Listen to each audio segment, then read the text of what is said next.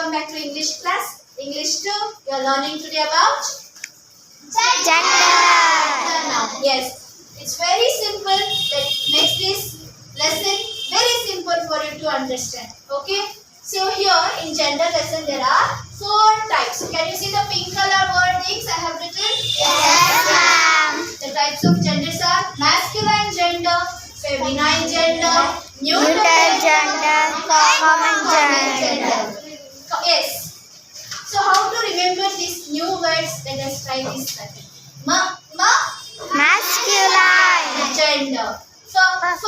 feminine gender, New. neutral gender, common gender, Masculine gender. Feminine gender, neutral gender, common gender.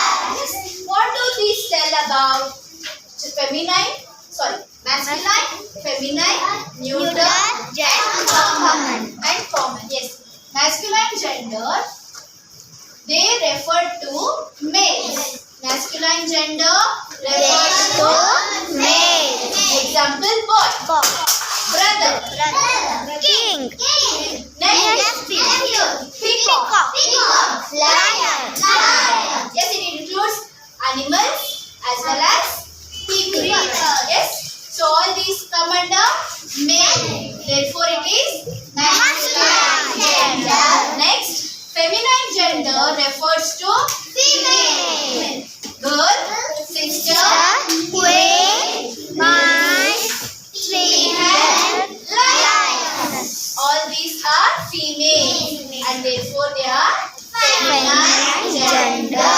Next, let us go for the non-living things. You know, so many non-living things. You have learned it, isn't it? Non-living things do not have life. So, such things we put them under neuter gender.